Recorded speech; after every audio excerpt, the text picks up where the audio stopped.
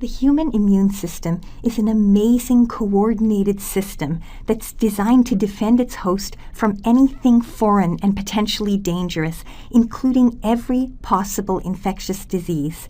From the moment we're born until the day we die, we're exposed to potential pathogens. They're everywhere in the world around us, and they're constantly evolving new survival skills, new ways of getting into the host and multiplying there before they exit in search of a new host.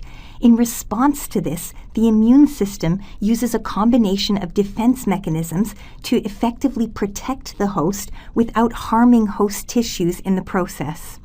Over time, the immune system evolves to remember pathogens it's seen before and to become more effective in its ability to defend against those in the future.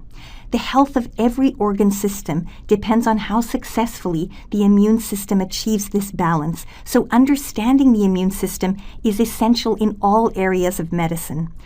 To understand the importance of the immune system, we're going to look at the case of a boy who made medical history by surviving for 12 years without a functioning immune system.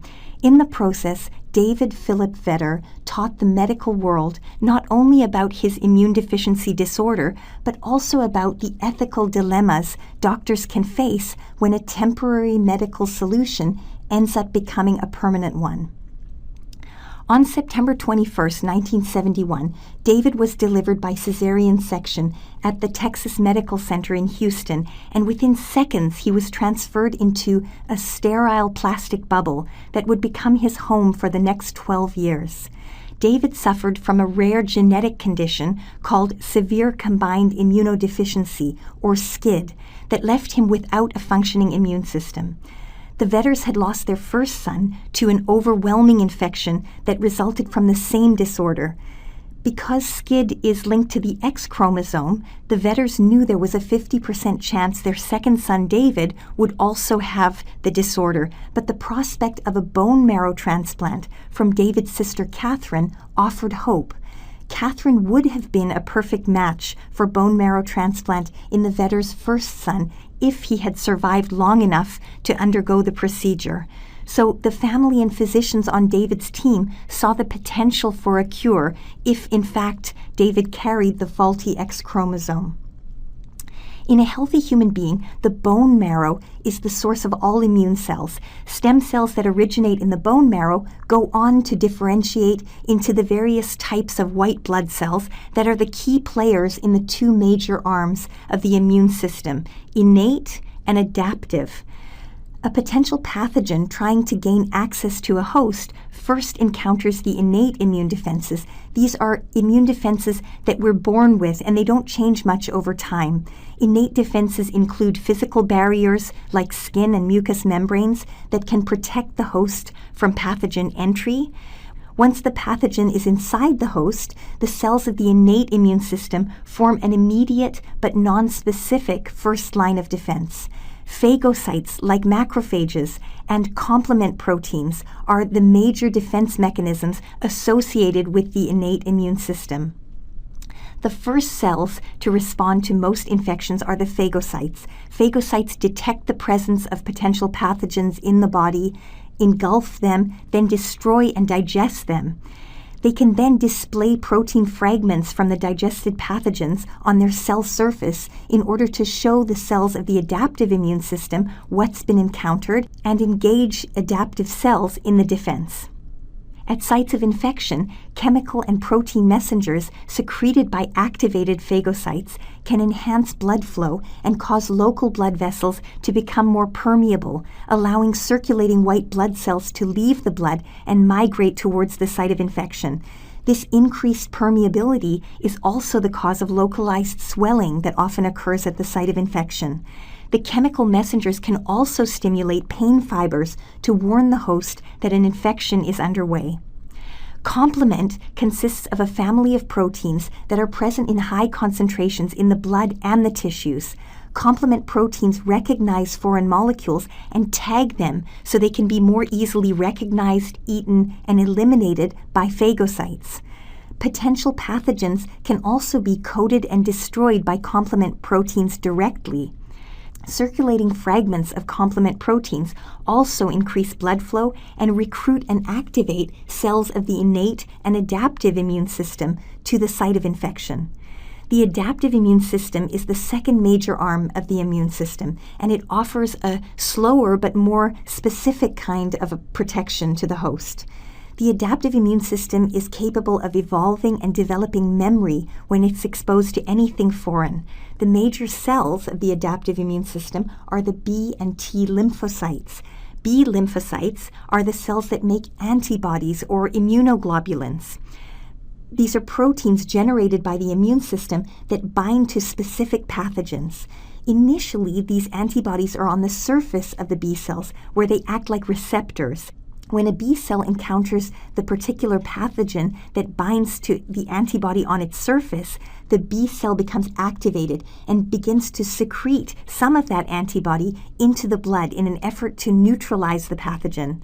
After interaction with T cells, the B cell divides and matures into plasma cells that produce and secrete large amounts of antibody, and memory cells that help the host respond more quickly and effectively if the same pathogen is encountered in the future.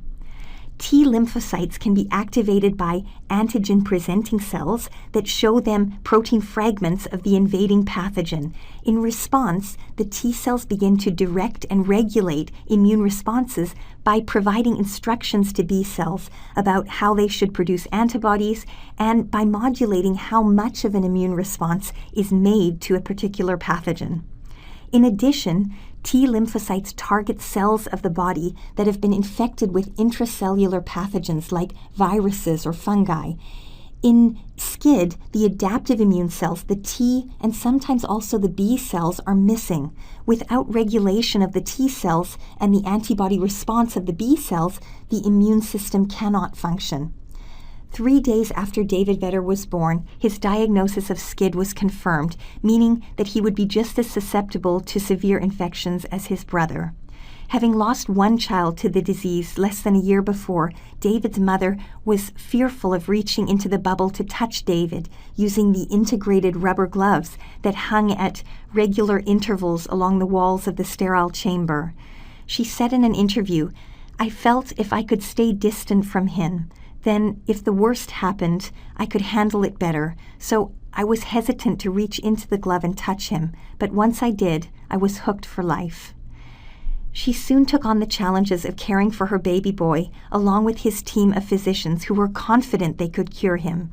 David's diapers, clothes, and food had to be sterilized and inserted into the bubble through a system of airlocks, but baby David appeared to be thriving and growing in the sterile environment.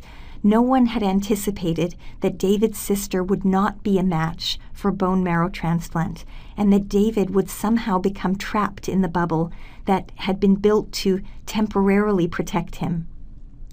As David grew, his awareness of his circumstances did too, and a story that had once held the promise of ending as a medical miracle slowly became an ethical nightmare.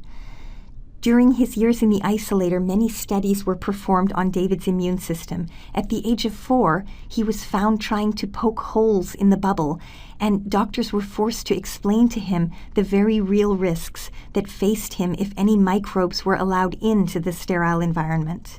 Psychologists who worked with David encouraged him to escape the bubble using his imagination, and his mother remembers taking many make-believe trips into outer space with David during those early years. Teachers delivered lessons through the plastic walls of the bubble, and David turned out to be an exceptionally bright boy.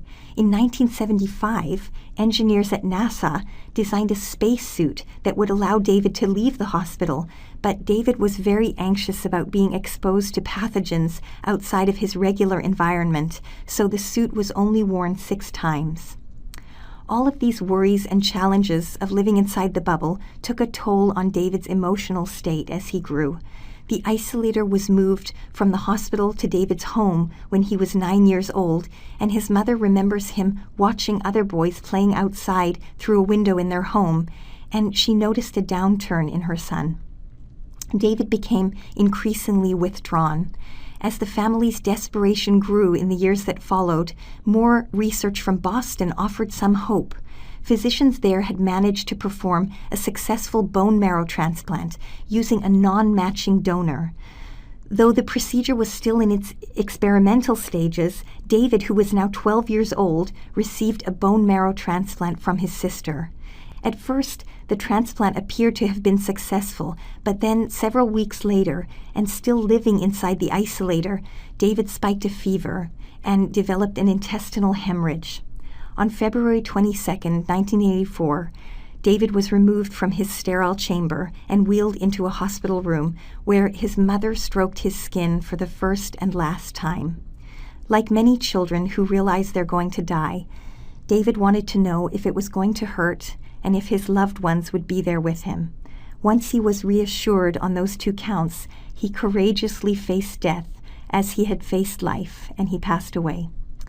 David's autopsy showed that the bone marrow cells from his sister had contained dormant Epstein-Barr virus. Without a functioning immune system, the virus had spread rapidly, causing a lymphoma. This was the first evidence that viruses could directly cause cancer, and once again, David's life and incredible journey had provided new insights into the relationship between pathogens, the immune system, and the development of cancer, information that has impacted many lives. Thanks to the scientific contributions of this remarkable boy, today more than 90% of infants born with SCID are successfully treated with bone marrow transplants. Long-term sterile isolation is no longer offered as a treatment option for SCID.